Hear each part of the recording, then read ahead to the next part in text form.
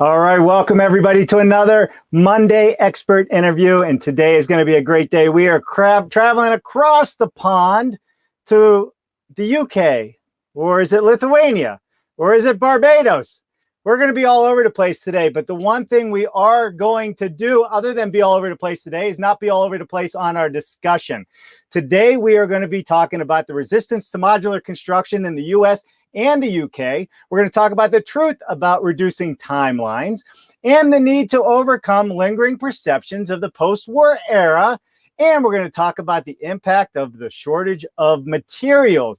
All hot topics, all perfect, and all prime for our next guest. We're going to have the Honorable Richard Evans on the show, and a surprise guest. I don't know if Mr. Evans knows it yet, but Andrew is joining us as well, and I see him in the fish tank, so this is going to be even more exciting than I thought it was going to be. So with that said, everybody, at Dave Cooper Live, we are bringing you the people and the processes that are building it better. Our guests and topics include experts in building systems to building science, building codes, and the tech used to build it better. We are seeking out the best and the brightest in construction and discovering all of the ways that innovative buildings come to life.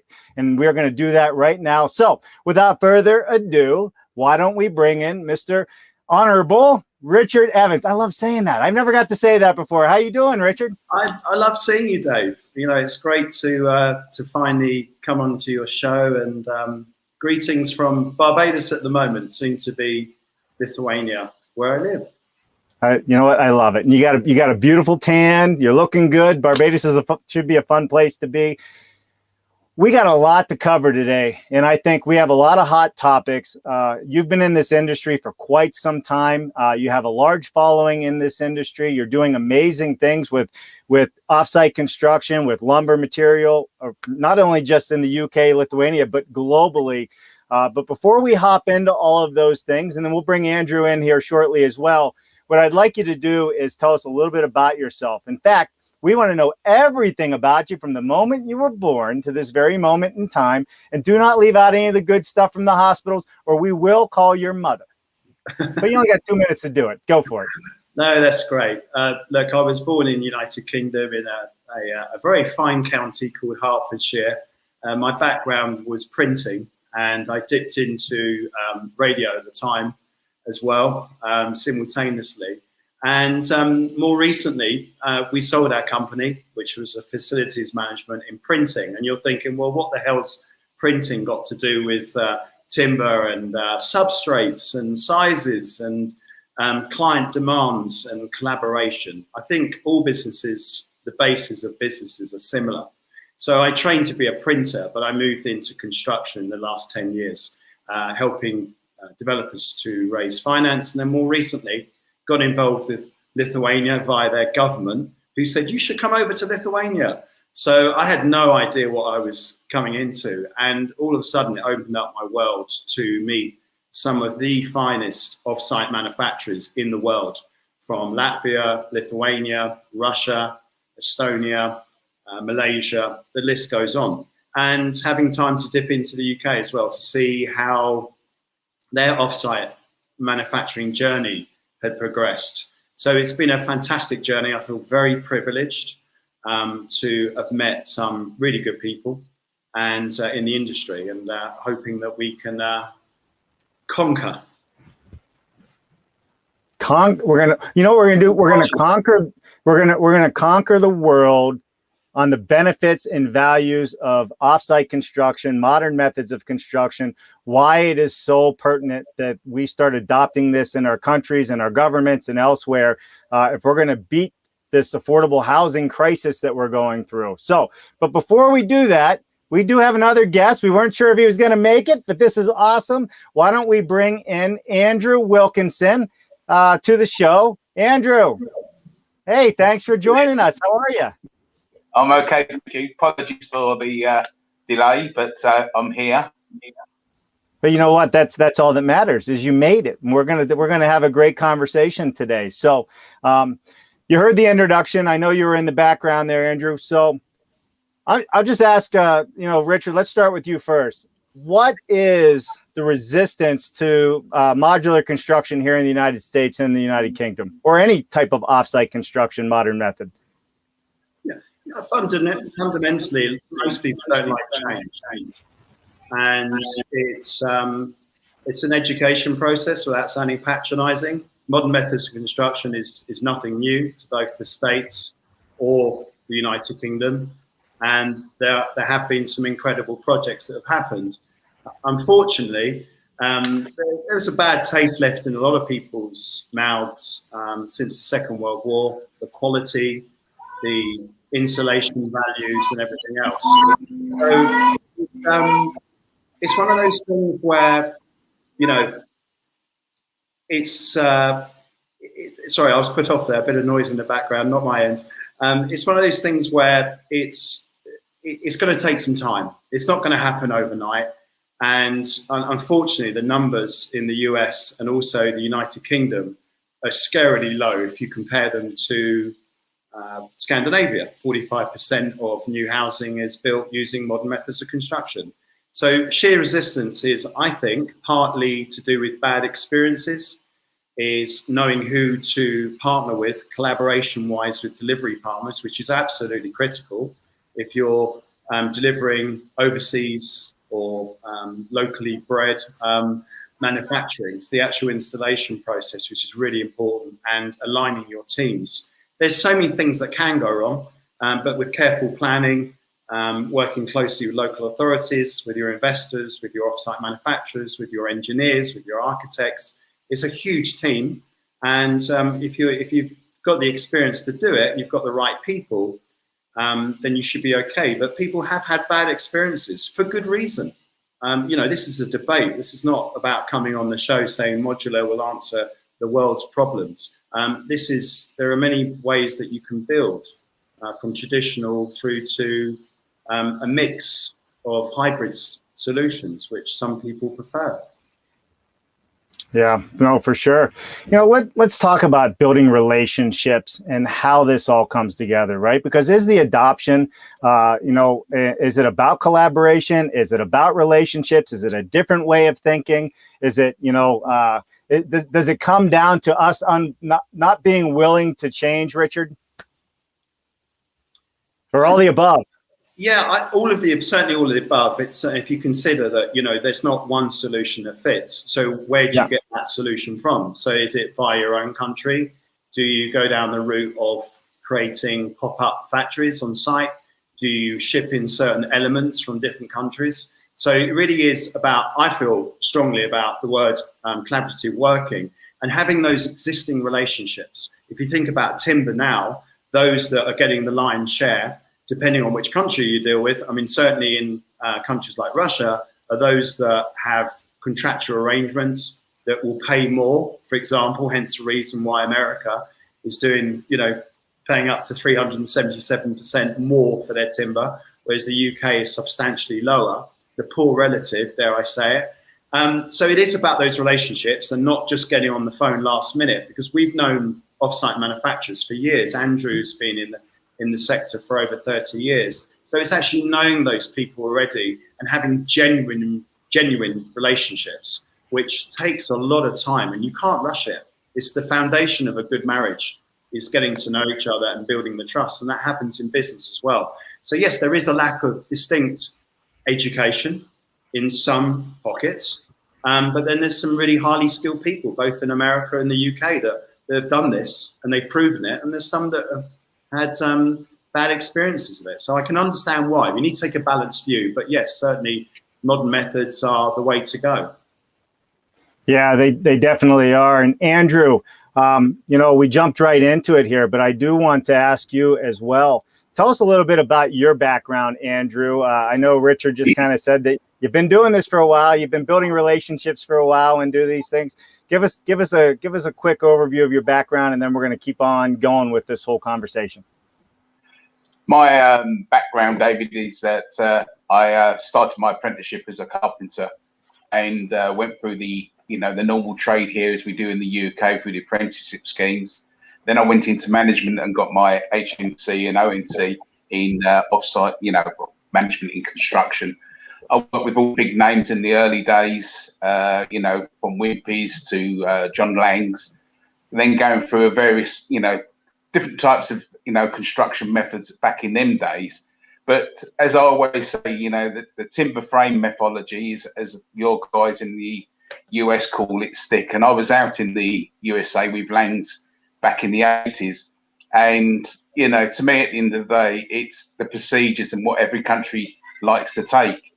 But my history, you know, is now getting more involved into how can we make and provide homes for all, you know, the required people out here in the world. And it's not just, you know, the UK, Europe, America, Asia. It's everywhere has the same issues of what we have. So yes, I'm passionate with the housing and any form of method of construction. It's just simplistic, really. Yeah. No. Well, you know, it's simplistic, but it's complicated when it comes to people and how we're moving it forward and where we're headed with this industry. And I think, you know, this is going to be a fun conversation and to get your viewpoint as well. Richard, let's go back to Octavius GB, formerly ACE Funding. Tell me a little bit about what Octavius is. Can you give us the lowdown on the business? Absolutely. Well, recently we decided to bring all the brands under one roof. We started in funding. We then moved towards offsite manufacturing and window supply and quite a few construction methodologies. And moving to Lithuania obviously gave me access to many build materials, from steel to timber, etc. So we decided to put it under one roof more recently. The website's coming out soon, but predominantly Andrew and I's effort is towards creating deliverable offsite manufacturing projects. And I'm also myself involved in the timber side, which has been a complete eye-opener. And now working with 200 mills and supplying predominantly at the moment to the United Kingdom. We've now moved into the West Indies, where I am at the moment until June.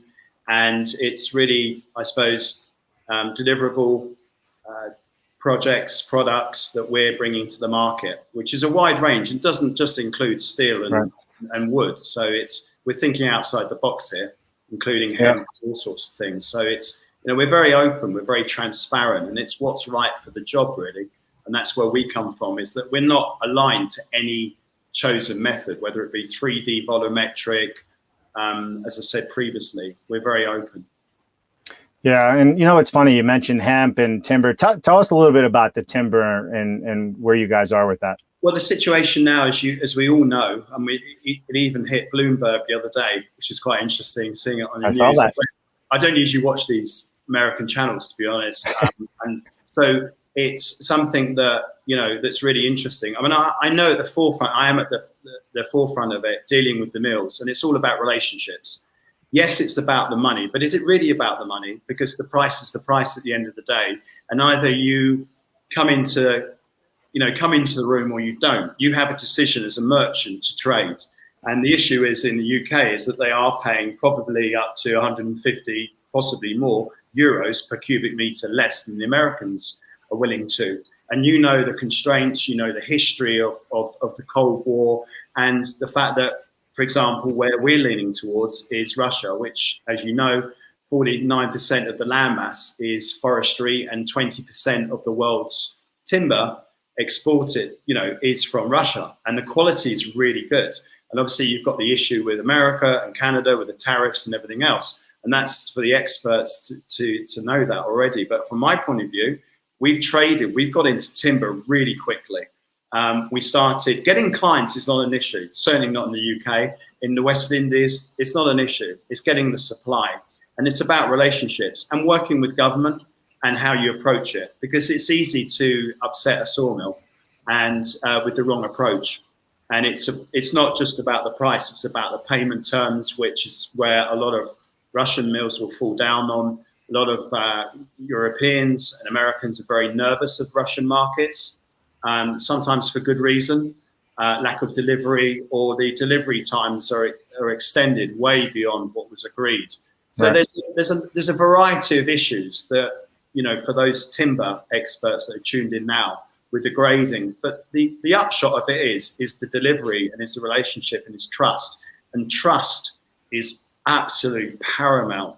It's the same as modular. Timber, getting hold of timber now is really difficult. It's really challenging, and for everybody, but we've managed to get in there. 200 mils I've dealt with in a 14-month period. And it's been very interesting, mostly on softwood and carcassing. And it's a 7-day-a-week effort, 16 hours a day, absolutely non-stop.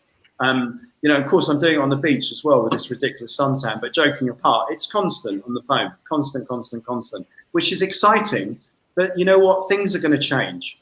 You can't have those increases, those continuous increases in steel, 3 times what it was with steel in the US. And if you look at that graph that I published on my LinkedIn, it said that, you know, for the same price, you could build 50 houses in America, around 2,000 square foot. You can now build 2 and a bit. That was since May 2020 until now, which is absolutely incredible. But the bubble will burst, but still the price weeks were going up anyway.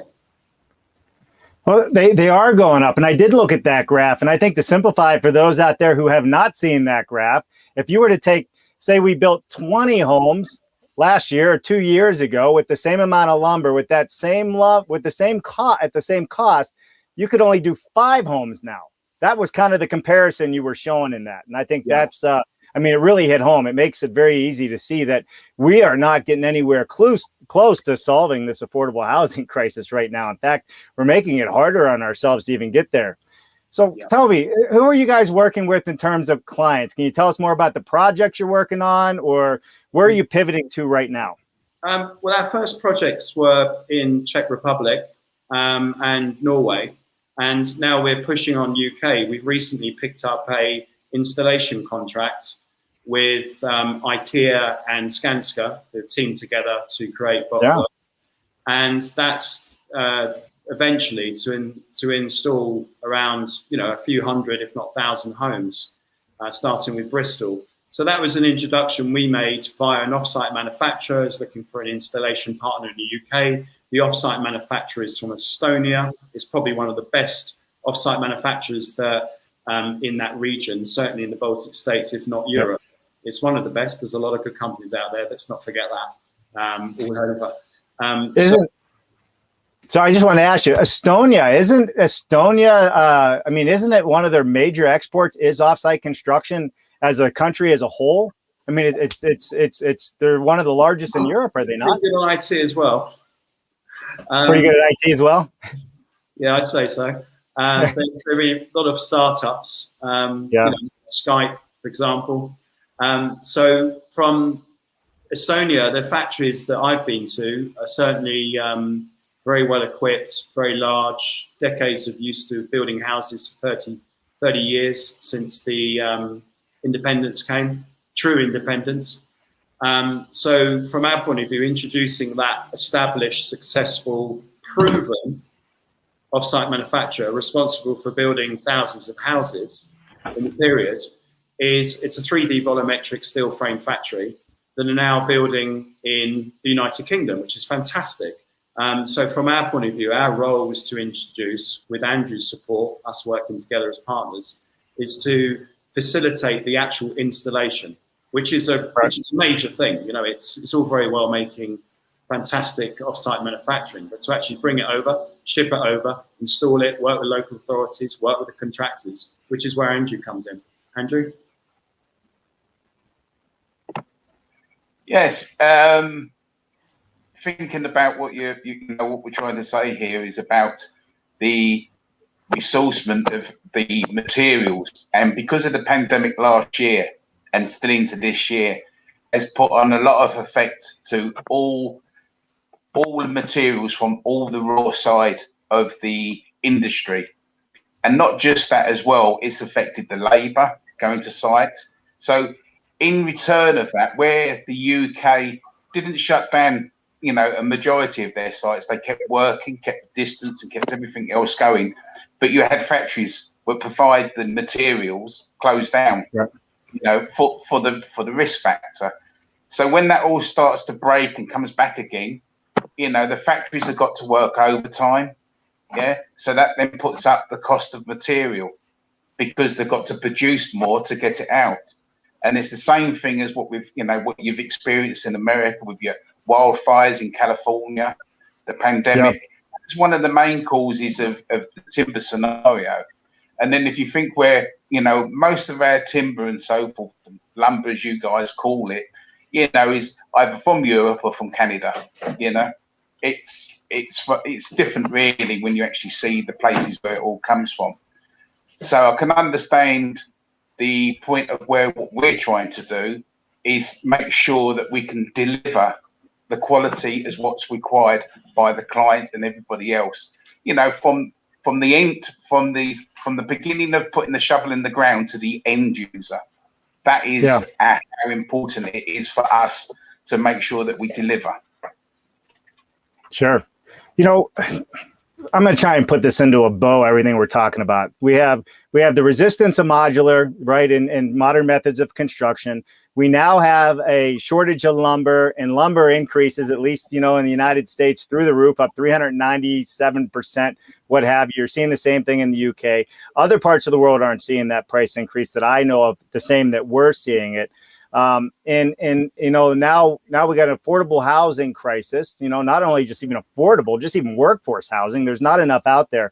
How does all of this like come together, guys, to really, you know, adopt modern methods of construction? What needs to happen for us to embrace this and to move forward manufacturing the way it needs to move forward? Because I see the shortages in the lumber and the price increases as a benefit to modular construction and offsite construction. I see the pandemic, and I hate to say it this way, but it's a benefit to our industry, because just like in the 08 crash, you know, we had the crash in 2008, we keep losing trades. We don't have them. We need young people. We need workforce coming in. And modern methods of construction, modular construction, panelized construction, and all the technology, the BIM, the 2D, the digital twins, all of the things that come with it, is how we're going to get our workforce back, because they don't want to swing a hammer in the rain, but they can work inside in 70-degree weather every day of the year. And they can use virtual reality, and they can play their video games, no different than we're flying planes across the country from sitting in Arizona. They can do the things they want. Yeah, I would say one thing, Dave, that the US benefits from are the bigger factories where the production lines are there for, you know, the stick formation panels and the SIP panels, for instance. If they put them into the prospects of actually changing their stance in the business by building everything in that, they're forming a production line, just like Henry Ford and everybody else did with the cars and so forth. They have that facility. You know, it's all right just throwing out panels onto site, as we call it, the modern methods of construction, because there's quite a lot of efforts that we can all put in. And we're also looking as well, one of the biggest things is about carbon footprint. You know, what we're trying to do and making sure that the end user is, you know, sustainability with their energy and so forth. So if you think of, you know, percentage of the modular systems, what happens in the US to what happens in the UK and to Europe and everywhere else, it's a different process. Right. If you put all these processes together and all communicated, it will work, you know. And in the UK, you know, we've started with factories, you know, from porter cabins, you know, doing temporary schools, temporary NHS. Then we've gone into the housing. But with the housing side, it's about having a production line, making sure that you have your procurement of materials when you want them. And the biggest thing of all is cash flow. Without cash, you know, that doesn't generate. And the key factor is out there is to get it right. But, you know, as we say, the prices are going to go up on material side. So how are you going to get this balance? You know, if you think about the couple of crunches that we've had, you know, since the 70s, the 80s, the 90s, 2000 and so forth, You know, material prices went up, labour prices come down, and then it levels up halfway through as the cog's going round. You know, the process is there, but if everybody just joined together and got a system and made sure it's value for money with quality, you provide all the homes which are required for the needy and for the purpose, and to get the affordable going. If you take, for argument's sake, take Saudi Arabia, you know, how are they hitting their residential side? You know, really putting a lot into there, but it's all modular, you know, for their you know, their public and also their armed forces and so forth. All the camps are getting all redone. So there's a lot of effort being carried out. Right. Yeah, for sure. So Richard, so how do we prove the efficiencies in modern methods of construction? And will it help offset the rising costs of building materials? Well, what's really interesting, I think one of the biggest problems certainly in the UK is the lack of data. I mean, even going on to Shutterstock for me to buy my images, for those that have noticed lately, they've come up with it. I've decided to go a bit more professional, you know, with the images. But seriously, to try and find off-site manufacturing images is quite difficult for me anyway. Perhaps it's just me. But the proven lack of data, which is where you have problems in the UK, and I think Andrew will confirm it, with actual lending. And that was a key issue. It was firstly the fact that the training wasn't there, the opportunity to go to different factories because the UK didn't have them. And that said, they've improved dramatically. And there's some really exciting stuff going on in the United Kingdom. But categorically, from our point of view, Scandinavia is streets ahead. It's proven experience. Right. So the lack of data from actual lending point of view has hindered the process. So, you know, the world's changed and it's changing every day and it's not as we knew it. So from our point of view now, you've got to go for the consideration of many different build materials, not just timber. But people, you know, it's personal preference. Some people hate chopping down trees. I get regular comments on my posts of, you know, cutting down more trees, Richard. Well, not me personally, and it is sustainable and it is FSC. So, but it's from our point of view, it's about consideration for all methods, as Andrew said, whether it be traditional or hybrid solution. Andrew? The question you said there is about when we're chopping down trees and so forth for the purpose of the house building industry, is what the actual lumber merchant is actually putting back in the ground. You know, so how many actual trees is he knocking down to what he's putting back to regrow? That process is still going on, isn't it? Yeah, well, sustainability, especially in Russia, and it's the way that obviously the forests are maintained, which is a critical factor, and how you manage that. But it's, you know, we need houses at the end of the day, and something's got to break. And certainly these current prices, it is lower, Dave, in the UK, because there's only so much the UK are prepared to pay. And as you know, America and China and Korea, etc., are dominating the market as far as purchasing timber. I'm at the raw end of it. I'm dealing with merchants, Lawson's, Elpro, Brookridge in the UK that are very keen to establish more relationships well outside perhaps their comfort zone that they're used to dealing with. So that's one thing we've all had to think outside the box. But those guys are going to be loyal to those clients, to those suppliers that have really helped them. But there is a point where the price is the price. And in the States, as I said earlier, they're willing to pay a lot more, 200 euros per cubic meter more than the UK. That's a fact. So, you know, the consideration when we deal with mills, do we send it to America or do we send it to existing clients that we've got in the United Kingdom? It's far easier to send it to UK for us at the moment. And now we're pushing towards America with willing participants that really accept the terms and conditions of our mills, which are pretty stringent. You know, no one likes paying money up front, but there's obviously financial instruments such as letter of credit, etc.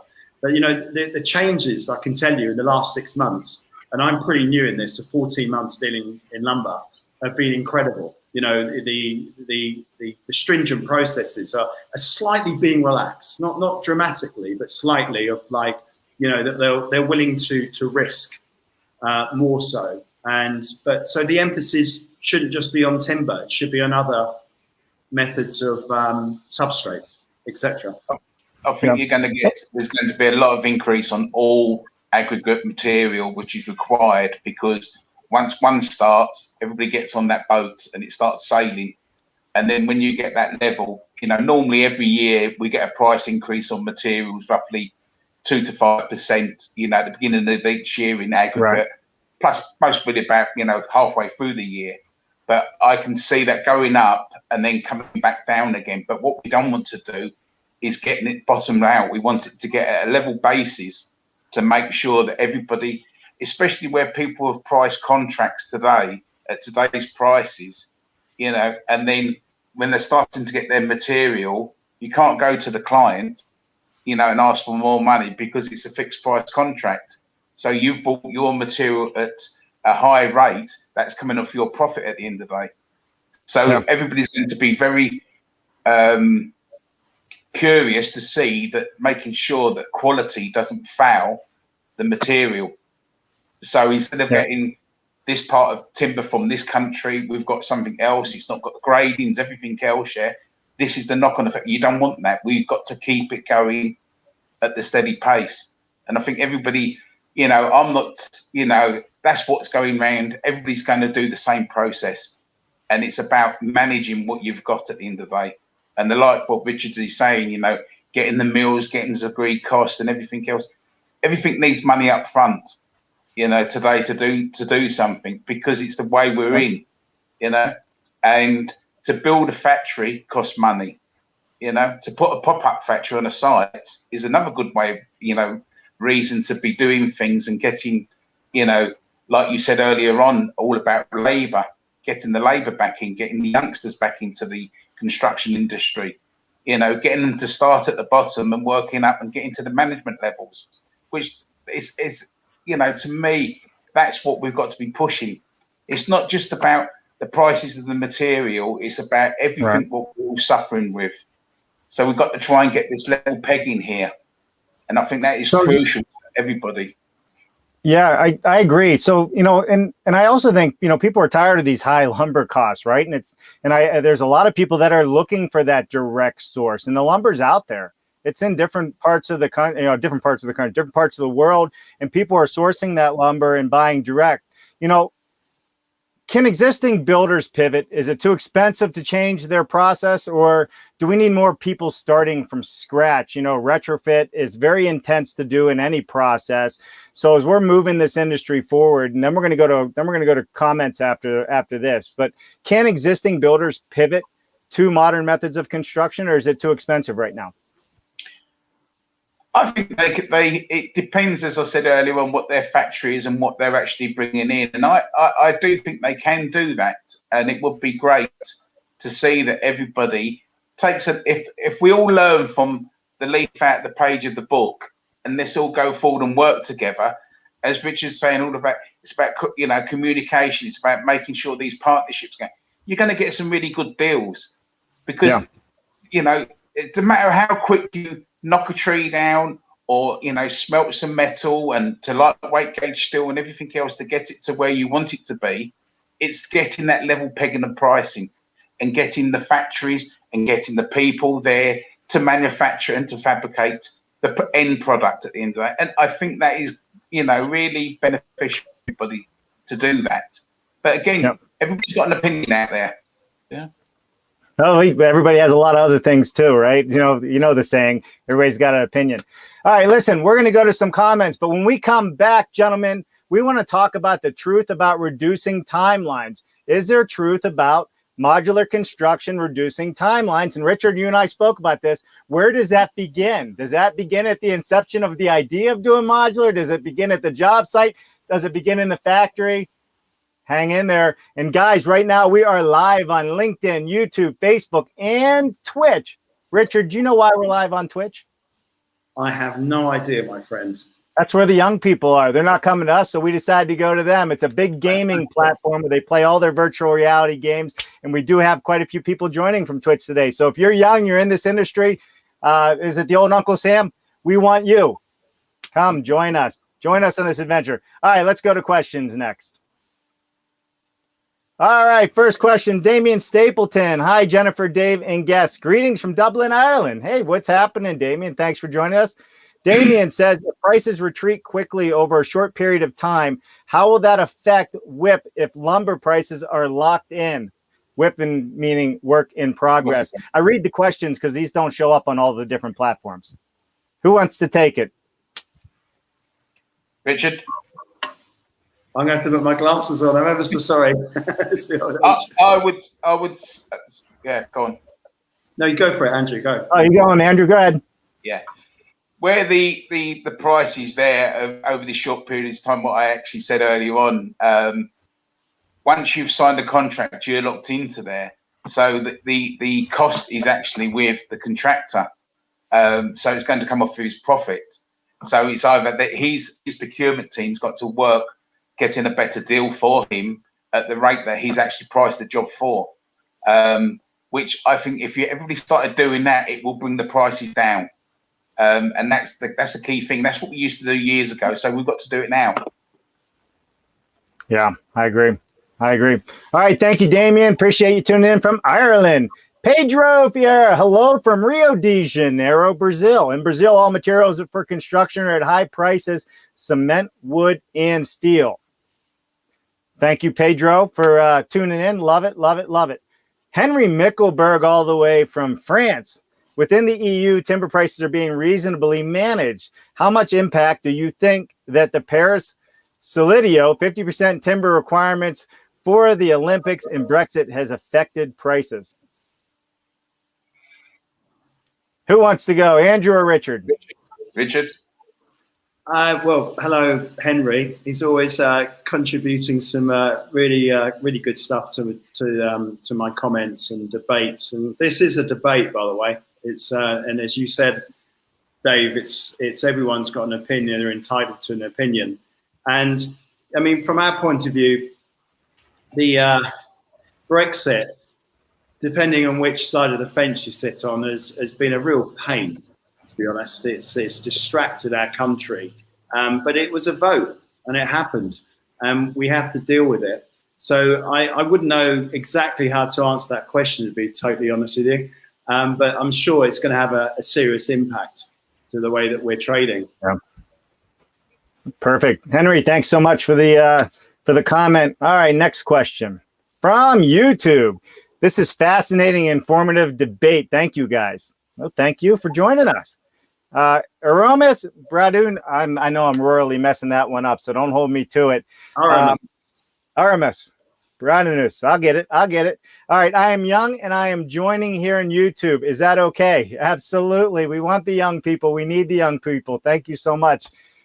Greg Ugaldi. Hey, you guys know who Greg Ugaldi is? Not me personally. No, I do know. Greg Ugaldi is the immediate past chairman of NAHB. This is the gentleman that actually goes in and updates people in the White House several times a year and sits at the very highest level. So Greg's joining us. Greg, thank you. Well, great honor. And to answer your question, my father was made a member of the House of Lords about 20 years ago for his good work towards philanthropic issues, etc., etc. So it's something that I'm very proud of our family for achieving. Yeah, I love it. So it's always great when Greg joins us. Thank you, Greg. All right, I think that's it for the comments and questions right now. Let's get back to it, gentlemen.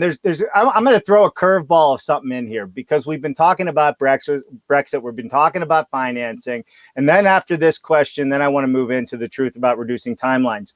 Financing, banks getting involved and understanding the lending requirements and having the trust to be involved as to why it's actually a better deal for them. At least I believe that in this country. What are your thoughts on the banks getting involved, and what are you seeing on a global basis? I can kick off, Andrew, if you'd like. Reducing timelines is something we can talk about. It's people's perception. The figure that's quoted quite a lot is the 50%. Is that 50% from the leaving the factory, or is it 50% from the inception? I think certainly from leaving the factory, it wouldn't, it'd be pretty hard to achieve. The rate that I'm happy with would be 25-30%. saving? 25%? It really depends. So from the bank's point of view, it's all about tangible assets. And there is an issue, obviously, because you have a piece of land and you have the modules or the panels or whatever, and it's of no value. And that's a huge risk from leaving the factory right through to the final delivery and completion. So there's it's back to collaboration again. It's back to the necessity for trust, and at which point do you agree and take that step forward to trust someone to deliver. And as far as your escrows, it's not quite possible in some ways because they need the money up front. And as Andrew said rightly earlier, it's all about cash flow, with even Goldman Sachs getting involved with a offsite manufacturer in the UK and other ones as well. So cash is absolutely king. So it's something has to break. Either the customer, it's all about collaboration. It's about the risk factor of making something that's aiming to be, perhaps if it's 3D volumetric, up to 95% complete, and to actually take that from the site. And of course, you've got that transportation. And as you know, transportation at the moment is a real killer. Certainly in build materials, it's really excessive, and it's the stories we're hearing. So transportation, for starters, and moving from the finished product right through to the actual delivery, there's always going to be an issue. And it's about the trust. It's about how you set up those arrangements and those banking facilities and instruments. I think it's a really interesting area because it's a huge risk. It's not bricks and mortar. It's not there already. It's not tangible, but it will be tangible. So it's about thinking, out of the box, as it were, and working together and, ascertaining about the power of, over the factory, and about their responsibilities, your responsibilities, and all the contractual arrangements about the actual delivery. And at what point do you own that module? Right. Andrew? Yeah, I'll talk about the lending first because, as you know, in the UK, Homes England have invested a lot of money, for all the developers and, through the UK, not just the developers, the local authorities. And with that as well, there's a lot of the MMC companies who have formulated, and got the backing of Homes England and also banks, And as we said, the key factor about, offsite construction is the cash flow and having investment there to do it, to making sure that, to see where the parameters lie, if it's quicker or it's not. It's all about early doors. The client, the architect, and the MMC architect business there to collaborate to make sure it's getting right. Because that's where you get your pricing from. As you're going through the design process, you've got to be, caught to be kind sometimes and say, no, it's too much, But it can go from either your finishing materials to push it up to a gold standard or to a platinum, or down to a bronze standard or silver standard, as we call it, So it's about the cash flow and the communication with everybody. So once you've gone through, we have most, I would work under a PSSA, which is a pre-service contract agreement in the UK, to get the early design done and everything else, to get the budget, get the cost analysis right, so before they start, because that's all a part of funding. So you can go your first tranches through to get your funding, and as it goes on further. Well, yeah, you know what? So I agree with both of you, but to me, it makes all the sense in the world for the banks. I mean, to me, their money's more secure when they're doing a manufacturing process. They get to see the final product. They can walk the line, right? There's to me so many financial benefits to it, and their money's not out, just floating in the wind, hoping the contractor doesn't go belly up on them and halfway through a project. So to me, I think there's a lot of wins to the financial institutions. It's just lacking the data. They don't have the knowledge. They don't have the understanding, just like developers and builders in our industry that we would like to see make a bigger shift to modern methods of construction. They don't know how yet to quantify the value of it. And that's one of the constant issues that we keep coming back to on this show. What's that? Yeah, 100% on that is the value and the cost. People understanding the cost. You know, if we go to traditional build or stick build, you know, we know the square foot or square meterage price. To get a finished product, it can be very expensive or it can be cheaper, but it's what you want to put in there. So again, it's about the early days collaboration, making sure it works. I think banks and investors will start to invest into businesses, because if the businesses have got if they've got the contracts and the workflow, people are going to invest into them, you know, and invest into the factory. That's what to do, investment into that factory, because without the factory, you can't produce. And not at the scale that we need to. Yeah, and thing of all, to make that factory work, we need the procurement to make sure that we have the materials there when we want them, just in time. Because the guys don't want to be, you know, they have to pay up front to get the materials there. That's why there's this cash flow basis required. And in the day, we call it vesting certificates and stuff, you know, and they're used in, you know, quite a few places around the world. But the process has to change, because we've got to produce homes. We've got to start cutting red tape, you know? Yeah. And this next question is for both of you is, you know, what digital technology, you know, how is it advancing further adoption of offsite construction, MMC, as you call it over in England? You know, what do you see the future here? How is it playing a role in changing the way that we build, or changing the built environment, as we say it? Technology change is... Go ahead. Yeah. Technology is here with us, and it's, if you think, you know, 20 years ago we were still drawing on the bench, you know, and the process has gone on, and it's about technology changing, and it's beneficial to everybody, because it's, you know, as you start to draw that from the blank canvas, which is now the computer, but you can see that 3D model, you know, in 4D now as well. So you can actually see the completed unit before you've actually built it and drawn it, because the computer module has done it all for you. And that is where it's good for, you know, clients, end users to see that product, because they can see it there. It will show the materials on there. So definitely it's the way forward, but then there's a cost to that. So always remember, so the structural engineer, the architect, the MEP, you know, mechanical, electrical, and equipment, all need cash, you know, to get these, you know, systems in their business to make it roll. I think also it goes back to that tangibility statement that I made earlier, that a lot of, you know, clients will want drawings, will want quite a lot up front from the modular companies. And, you know, depending who you deal with, some people are more willing to support, but there's certainly the CAD systems, the systems that I've seen, and the technology that's available, it gives that confidence. And obviously from an engineering point of view, it's absolutely critical.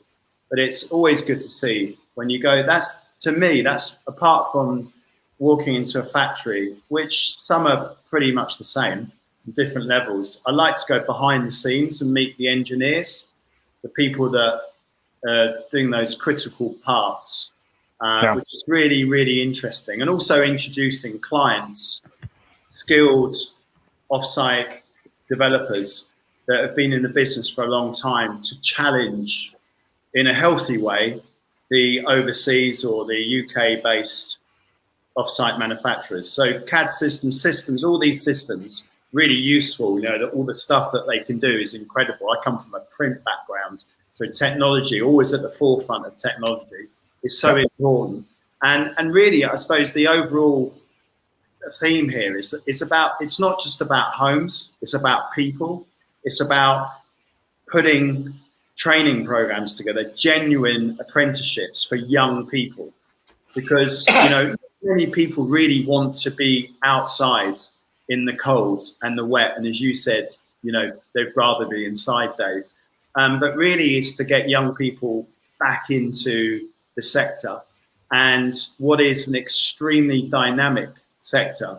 So from our point of view, having spent a lot of time in these factories, it's taken it onto another level. And there's good companies everywhere, absolutely fantastic companies. But there are some countries, as you know, that have got far more experience, which we can all learn by. Well, that's the collaboration side. How do we educate the people coming into our industry? Where do they get the information to design, you know, to modular standards, to design to panelization? They're not teaching it here in the United States in our colleges. I mean, there's some schools that are now popping up like Stonepile and others that have programs, but the mass majority of what we're seeing out there is still traditional architecture, still traditional, you know, engineering schools. We're not seeing a whole lot in modular construction at the moment. What are you guys seeing? Well, we have a partnership with an engineering company that have their own academy. And obviously that makes sense for them because they're getting fantastic staff members, teaching people from many different backgrounds. Some of them that were born in the UK and some that have come from other countries, including Africa and Eastern Europe. So they're taking the best of the best. The academy set up in Birmingham, and it's pretty impressive. I've been there, and seeing those young people transfer into the workplace is really commendable. So that's something that we're really keen to get involved with in the future, to be involved in the academy, to hopefully set up our own academy, which takes time and a lot of effort. So there is in the UK, there are, Andrew probably knows more than me, I have been to one, and I have seen the system they're working, and I've been so impressed with the level of training these guys are getting. Is incredible. But we need to multiply that by far. It's not enough, you know, having it in Birmingham or wherever. You know, it's a small country, England, as you know. And so, you know, it's that investment and the training that should have happened a very long time ago. But it is what it is. Let's move forwards. Let's look towards training, expanding these academies, working with the people that are running these existing academies that, you know, can be operational throughout the world. Yeah, for sure. And so speaking of training, one of the things that we struggle with is defining our industry. And I just kind of want your opinion on this, right? You call it MMC, we call it modular or volumetric, right? We spell it offsite, OFF-SITE, or is it OFF-SITE, right? There's a whole language issue happening with components, modular, panelization, concrete. How does somebody come into our industry and actually know what they're talking about? Because they may get trained at one school, but man, we use a whole different, you know, language in another school. What's your thoughts on that? Is it a problem or is it not a problem? I think it's a personal preference. I think Andrew's answer would be totally different to mine, perhaps. You know, that's why we get on so well, because opinions count. And no one's expert. I don't like that saying expert, but it's, from my point of view, it's you know, modern methods of construction comes under the banner of offsite manufacturing, and there's many different ways that you can interpret that. Andrew, what would you say yours is? Oh, but again, you know, MMC is a modern method of construction. Yeah. You know, if you go back to how, you know, we've made homes, you know, in America, a lot of homes were built from timber. Then they went from timber to steel, you know, and then they've gone to bricks and blocks, but they still keep the timber structure. Yeah. If you take Frank Lloyd Wright, you know, 1938, one of the buildings which is still standing, a SIP construction in America, where everybody's taken that process. If you think of the SIP construction, what you do in the USA is really taking, you know, efforts here in the UK as well, because it's a part of this MMC. You know, when you talk about volumetric, it's about a turnkey product, you know, which is either 98% complete. So it's lifted in, plug and play, you know, connecting up the services, doing your joints and doing that around your module. If you take your guys do, you know, where they're doing the stick, you know, the stick panel systems, they're erecting them, getting them erected in a day and all that. That's brilliant. But if you think about the other process of all the other trades going into there, and I think if you take some of the developments I've seen, you know, in the US, they could actually put some academies there, you know, with especially on-site training with the guys there. And I think it's about the government giving, you know, money for these companies to help that. And that will drive the prices down as well, because it's that roving cog, as I said earlier on. It's about getting people into the industry. Yeah. And, you know, and it's not just someone who's going to be hitting a hammer. You need someone to manage them. You need someone to train them. You need someone to do the drawing and the engineering. There's a lot of processes here. And I think this is the market what we've really got to function into where it comes to academies. University of Nottingham, you know, they're in China, in the UK as well, where they've provided money to the Shanghai University to look into the architectural and sit frames and stuff. I remember a professor come over back in 2016 and we gave him a product. He took it back and he'd done some design work with his students at on St. Lucia because of the hurricanes and so forth. And they designed a lot of information there out of the, you know, 3D modeling, the computer system. It's there. Yeah. I just think it's not being plugged enough, you know, and I think that's where we've really got to drive it. It's key for us and for our children and so forth, because the industry is going to change, but it's not changing as quick as technology is changing. You know, we talk about 3D printing, you know, concrete systems and all this.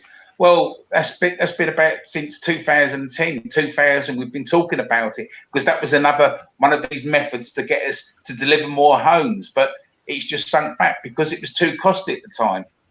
You know, so putting all this into the prospect, it all costs money.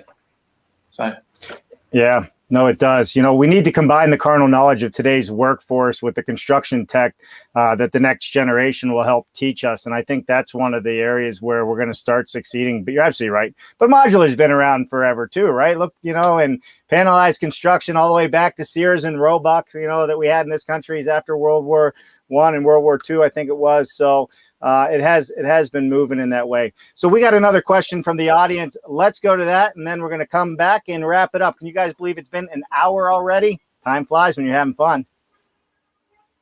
Damien asks, in Ireland and the UK, there's a serious issue brewing where insurance companies will not insure engineers for fire safety certification. Does the panel have any views on this? My opinion is there's building regulations, which is, you know, Part F, and it's there for us here in the UK.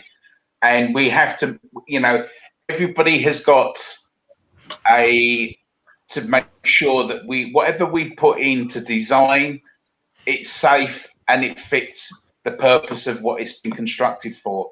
It's got all its fire certification. It's gone through the proper processes. And I do think it's about, again, it's about the product, what you've got to make sure that it's there and it comes with the fireproof. And, we've got the issue with the cladding here in the UK, and the government's kindly put some money towards that to get that pushed on now. And that exercise is starting. There was another fire last week in Canary Wharf, but we've got to move forward, you know, and it's a pity that Grenfell made this happen. So it's about making sure that the material we use is right and critical for the product, you know, and for the insurers, because it's about warranties.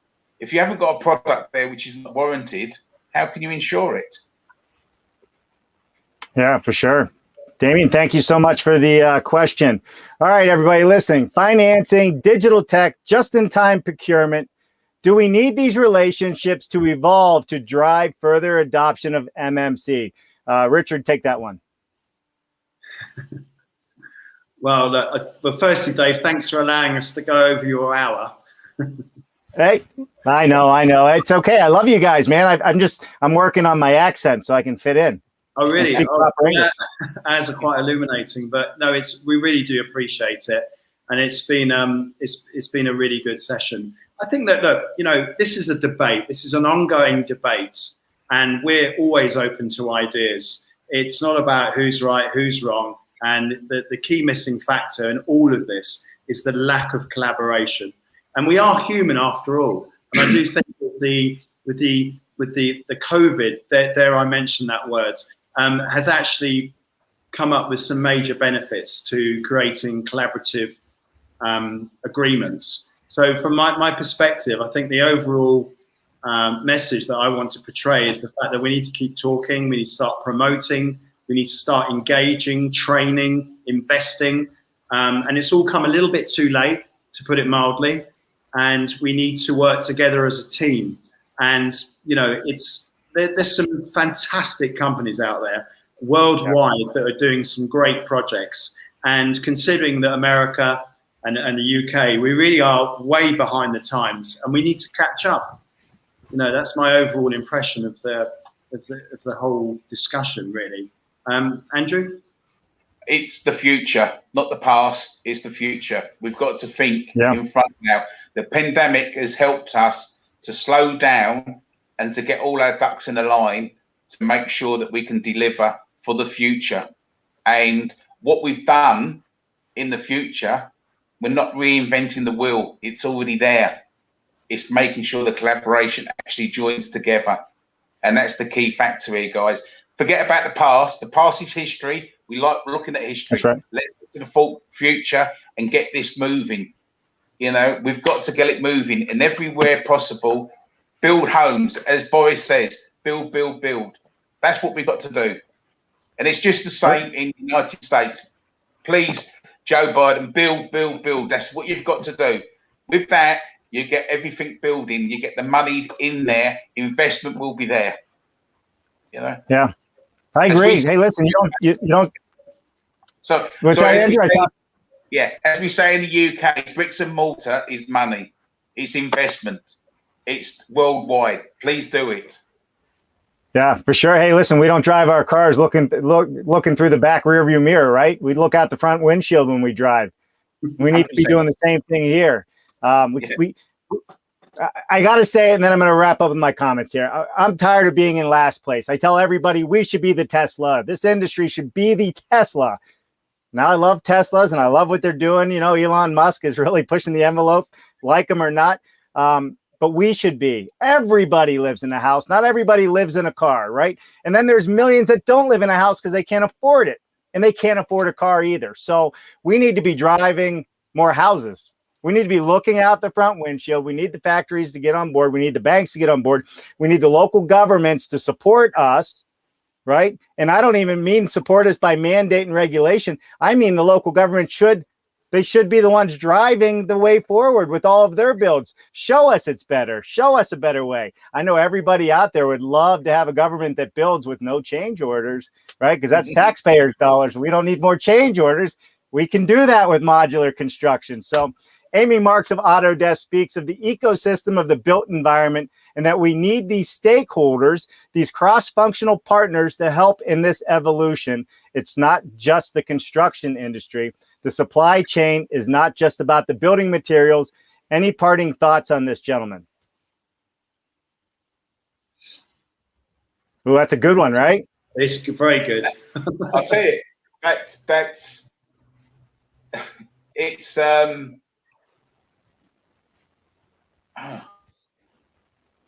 well, I'll tell you, here's my thoughts on it, right? It comes back to that collaboration with the building material industry, with our industry.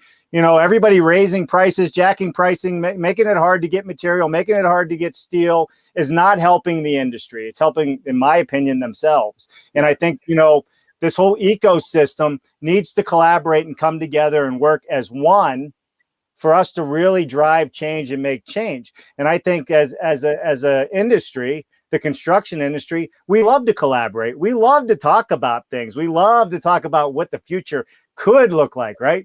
We love to talk about, but now's the time it has to happen, because guess what? We don't have the youth. We don't have the people coming into our trades, right? What do you do then? Nothing. We're going to have more homeless, more people needing housing, and that's just not going to work for anybody. That causes bigger problems.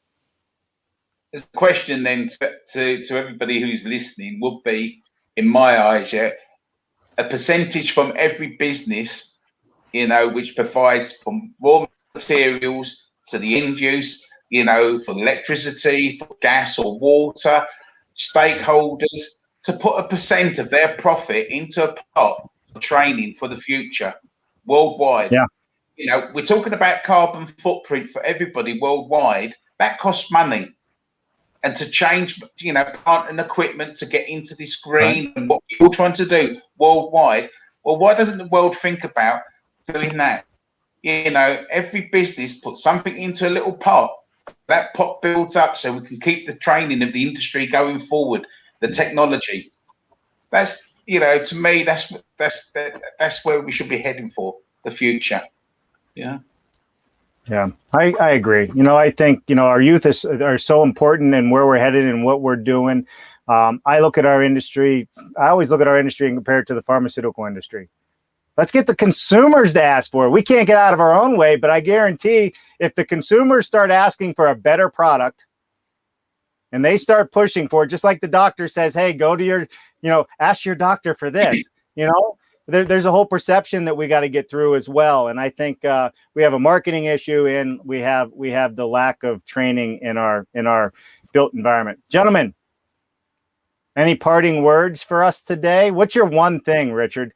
Give me your one thing. If you were to part everybody with your one thing, what is it? And I'll ask you too, Andrew. It's about young people. It's about putting people into work. It's about housing. It's giving a basic human right, which so we need to delete the the issues that are or remove those issues that are causing so many problems, which should be something quite simple, really, to actually give people the divine right to own a home and to train them at the same time. Feel very passionate about it, and it is all doable, and we need to remove those obstacles ASAP to build homes for people both in America, in the United Kingdom, and every other single country. This is not, there's no excuse in the 21st century not to have housing for our populations. It's totally unacceptable. Yeah, I agree. Andrew, share your wisdom, man. I'm listening. Positive. Yeah, forget the negativity, be positive and drive forward, because it's about the future. And we've got to put, you know, the people, the homeless into homes. From that, they can get jobs, they can pay, they can go forward in life. Worldwide, it's about the future, guys. Come on, start digging in your pockets and getting this happening. Governments look at it. Yes, you're looking at the carbon footprint.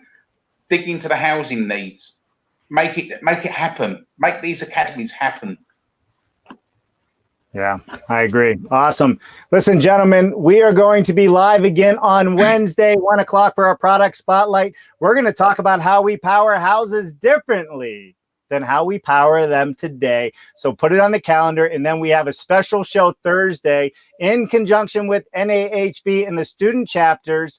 We are streaming in universities all across this great country of ours, educating and teaching the students and making them aware of all the wonderful things happening in our industry. We will be at the house that she built in Utah this Thursday, 1 o'clock, for a special show.